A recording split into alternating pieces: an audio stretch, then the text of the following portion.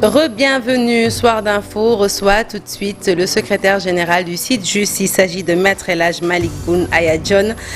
Bonsoir Maître.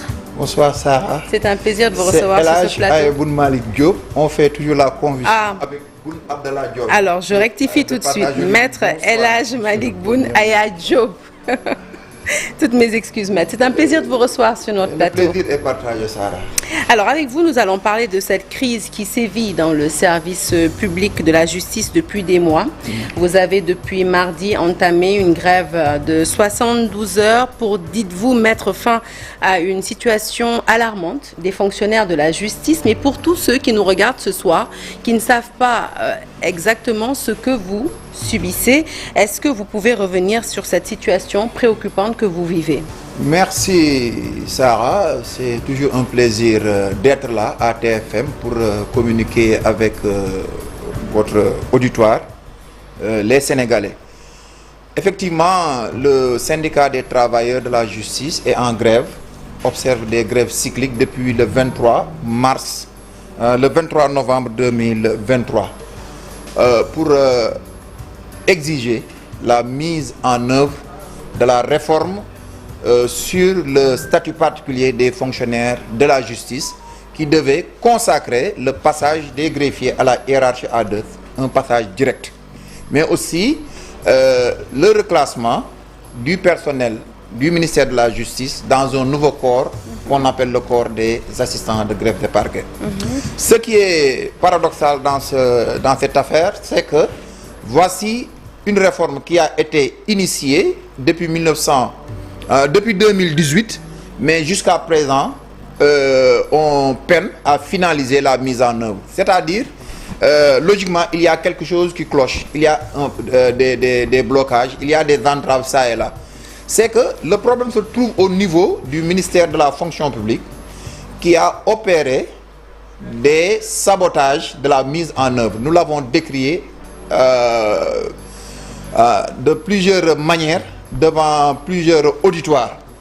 Le ministère de la fonction publique, des juristes de la fonction publique avaient falsifié les décrets qui devaient présider à cette réforme. C'est des accusations graves, falsifiées. C'est des accusations, nous les avons répétées, nous avons les preuves, on peut nous traîner devant les juridictions, nous allons donner nos preuves. Il y a eu des falsifications. Aujourd'hui, le sabotage est tellement profond qu'une seule autorité peut régler la chose. Mais un sabotage à quelle fin, selon vous? Mais vous savez, ça c'est tout à fait humain, sénégalais. Il y a des gens qui n'aiment pas voir la progression de leurs semblables. Les greffiers étaient dans une situation statutaire un peu difficile. Le syndicat des travailleurs de la justice a entrepris des actions ayant abouti à cette réforme. Mais depuis 5 ans, il y a des entraves posées ça et là, de telle sorte qu'il y a des difficultés. Maintenant, là, ce serait fait donc, si je vous entends bien, hein, ce serait fait pour des intérêts crypto-personnels. Crypto-personnels obscurs. Mais actuellement, la personne ou l'autorité qui nous bloque, c'est le ministre de la fonction publique. Nous l'avons dénoncé à plusieurs niveaux. Maintenant, pour avoir une issue heureuse de cette crise, il faut inéluctablement l'intervention du Premier ministre Monsieur Amadouba ou de son Excellence Monsieur le Président de la République. De passage, nous ne désespérons pas de la bienveillance de Monsieur le Président de la République parce qu'il a toujours été vraiment bienveillant à l'endroit des travailleurs de la justice. D'ailleurs, c'est de sa volonté politique que cette réforme a pu vu le jour. Mais nous déplorons une chose, c'est que beaucoup de temps s'est écoulé. Entre-temps, des personnes sont décédées, d'autres sont partis à la retraite. Et jusqu'à présent, le sabotage continue à être perpétré par le ministre de la fonction publique. Vous venez de le dire, Maître Diop, cela fait près de 6 mois que vous allez systématiquement en grève. De manière cyclique, vos mouvements d'humeur, vous le savez, portent préjudice aux citoyens. J'imagine que ce n'est non plus pas une sinécure pour vous, parce qu'en tant que fonctionnaire de la justice, vous aimeriez exercer votre mission de service public comme il se doit. Mais au lieu d'enchaîner les grèves, puisque ça fait 6 mois que vous les enchaînez sans pour autant obtenir gain de cause, est-ce qu'il ne serait pas préférable d'aller plutôt vers des concertations, un dialogue, d'autant plus qu'on est, vous le conviendrez avec moi, à l'ère du dialogue. Est-ce que vous avez essayé d'apaiser les choses? Sarah, ça fait 3 mois. Nous avons commencé le 23 novembre 2023. Aujourd'hui, je crois, on est le 23 février 2024. Ça fait 3 mois. Ce qui est paradoxal, c'est que c'est le ministre de la fonction publique qui est dans un déni de responsabilité. Parce que c'est lui le ministre qui a la charge de mener le dialogue social. Figurez-vous, depuis que nous avons débuté la grève, il n'a pris aucune initiative de dialogue ou de discussion ou de négociation. Vous avez cherché à le rencontrer? Mais bien sûr, mais c'est la raison du préavis de grève qu'on dépose. Un préavis est une invite à des dialogues, à des négociations. Donc, il est dans un déni. C'est comme, s'il n'est pas conscient de ses responsabilités de ministre de la fonction publique. En tout cas, à l'heure actuelle, nous lançons un appel au président de la République et au Premier ministre de prendre leurs responsabilités et de reprendre les choses en main. Parce que la justice, l'œuvre de justice est rendue à travers le service public de la justice. Les actes posés par le ministre de la fonction publique sont en train de déstructurer le service public de la justice et c'est regrettable. Alors, Maître Diop, cela fait déjà des mois donc, que le climat est très tendu dans votre secteur et l'affaire Ngagne Demba Touré est venue rajouter de l'huile sur le feu. Vous avez fâché l'Union des magistrats sénégalais qui s'est fendue d'ailleurs d'un communiqué pour déplorer les actes posés par des membres du Sytjust pour manifester leur désaccord à l'issue de la détention d'un des vôtres, Maître Ngagne Demba Touré en l'occurrence. Je vais lire rapidement donc, ce communiqué où on vous accuse, en tout cas, on accuse les membres de votre syndicat d'avoir proféré des insanités à l'endroit de magistrats de façon générale, ainsi que des propos outrageants contre le juge d'instruction du 2e cabinet. À la suite de cette impardonnable forfaiture, c'est l'Union qui le dit. Certains d'entre vous ont fait irruption dans la salle d'audience des flagrants délits pour interrompre le cours des audiences, sans égard pour les justiciables. Enfin, l'UMS condamne sans concession aucune de ses agissements.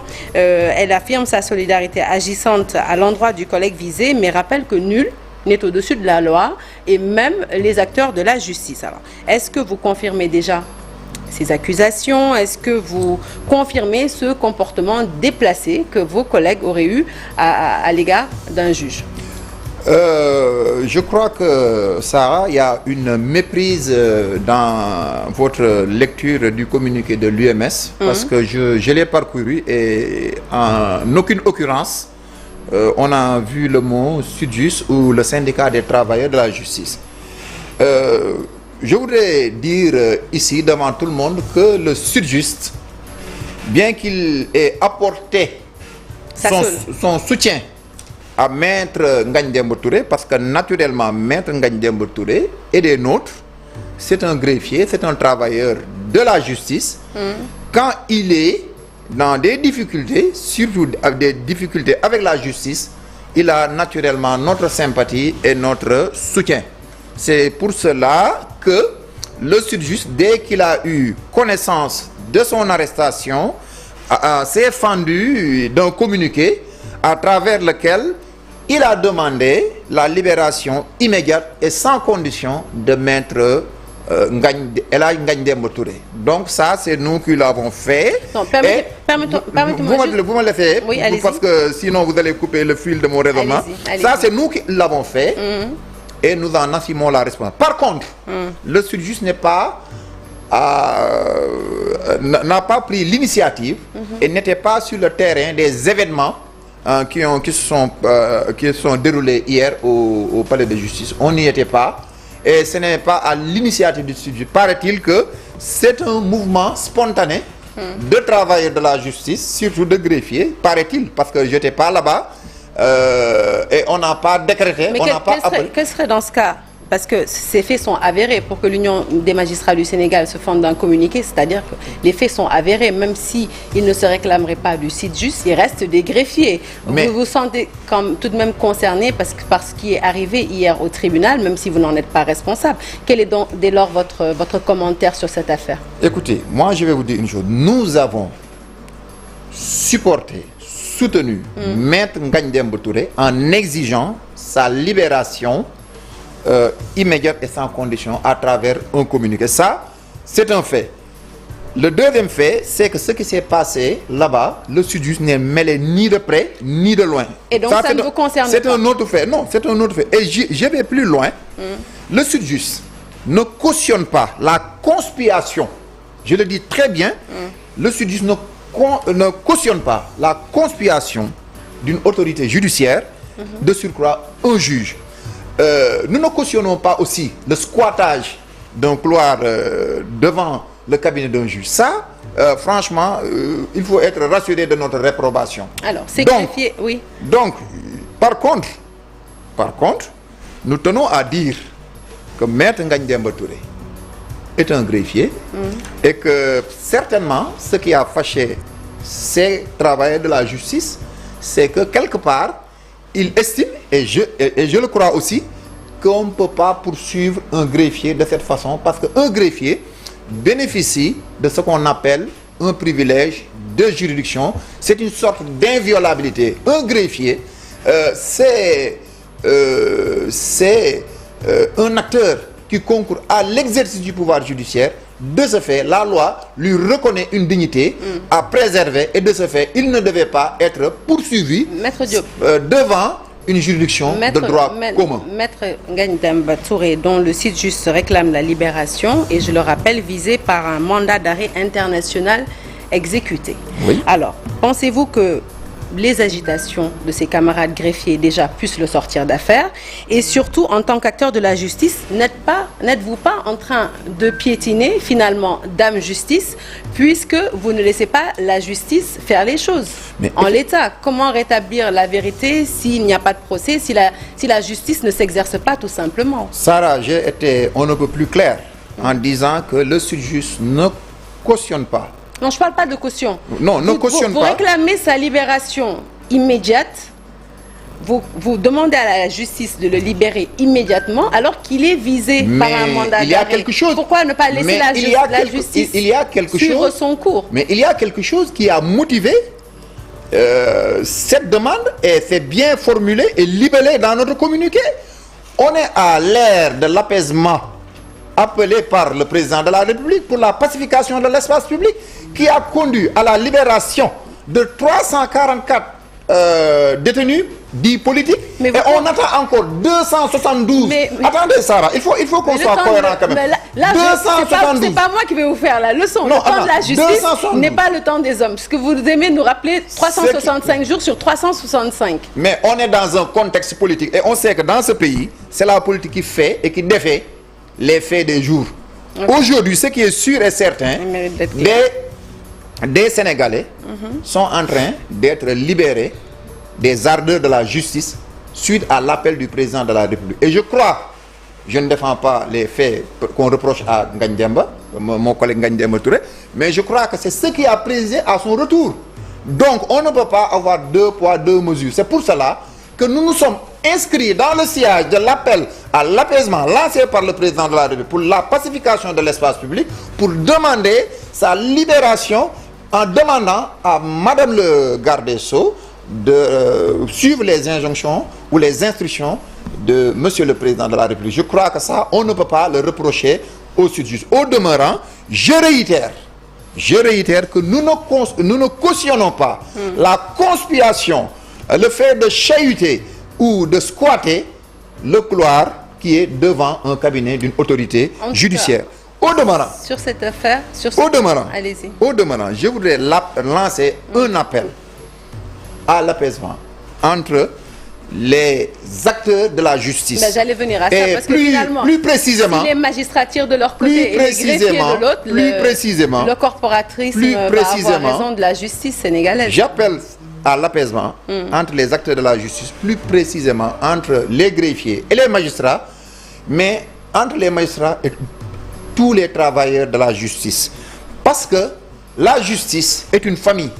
Et c'est pour vous dire que je suis sincère dans ce que je dis. Ce matin, je suis allé rendre visite le premier président de la Cour d'appel de Dakar, qui est le patron de la compagnie judiciaire de Dakar, pour lui dire exactement ma position et la position du juge dans cette affaire. J'ai même rencontré le juge qui a été pris en partie par des greffiers, pris à partie de manière figurée, parce que la prise à partie c'est une procédure qu'on réserve à des magistrats, qui a été pris à partie par des greffiers, et pour lui dire ma position, parce que aussi il ne faut pas perdre de vue. Nos collègues qui étaient là-bas, c'est des collègues jeunes, c'est la 25 ans, 30, c'est 25 ans, 28, 30, ça, c'est la jeunesse. Il faut comprendre aussi cela. C'est pas un El Hadj Aye Boun Malick Diop qui est... Vous l'imputez à la fougue de jeunesse. Mais ça, on ne peut pas ne pas prendre en compte cette être jeune ne vous dispense pas d'être responsable. Mais nous avons eu des cheveux noirs avant de les avoir blancs. Peut-être que moi, à leur âge, j'aurais fait pire que ça, mais quand même, il faut mettre tout ça dans une tension naturelle, parce qu'un des nôtres a été quand même dans des difficultés et il faut le comprendre.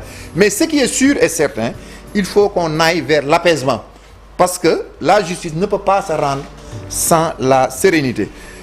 Au demeurant, je voudrais préciser une chose. Il ne reste plus beaucoup de temps. Oui, il ne reste plus.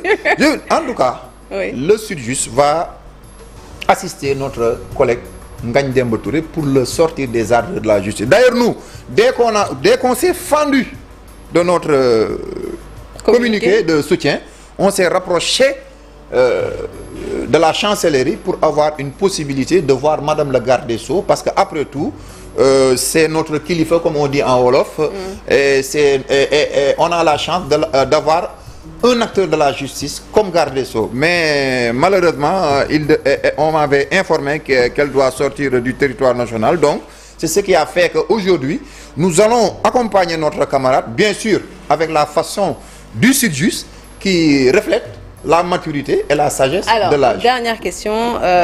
Vous prenez l'apaisement. Vous l'avez prôné tout au long de votre interview. Vous avez entamé votre grève mardi, c'était pour 72 heures. Elle se termine forcément aujourd'hui. Oui. Est-ce que ça veut dire que lundi, il y aura une reprise normale des activités au sein des tribunaux? Mais hier, le Sud-Just a levé son mot d'ordre comme il le fait chaque semaine. Même ça a fâché certains jeunes collègues qui nous disent que oui, on a arrêté notre... Mais vous savez, vous nous avez habitués à lever les mots d'ordre et à les reprendre. Non, chaque semaine, on prend 72 heures, on ne dépasse pas ce quantum horaire. Parce qu'on laisse 48 heures pour les justiciables, pour qu'ils puissent accéder à leur droit de jouir d'un bon service public de la justice. La suite du plan d'action? La semaine prochaine, de toute façon, demain, nous serons en concertation en Assemblée Générale au Palais de Justice de Dakar. On va discuter de tout ça. Mais en tout cas, moi, le dernier mot que je voudrais laisser devant les auditeurs, c'est que le Sud-Just encourage l'apaisement, le renforcement des relations de cordialité, de courtoisie, mais surtout de bienséance et surtout encore d'urbanité. Parce que les gens de la justice ont la réputation d'être des gens civilisés. Maître El Hadj Malick Boun Aya Diop, merci. El Hadj Aye Boun Malick Diop. Merci beaucoup, merci d'avoir été notre invité. Merci à vous de nous avoir suivis. La suite, c'est sur toutes nos plateformes digitales un peu plus tard dans la soirée. Giancarlo, comme d'habitude, excellente suite de programme en notre compagnie et bon début de week-end à toutes et à tous.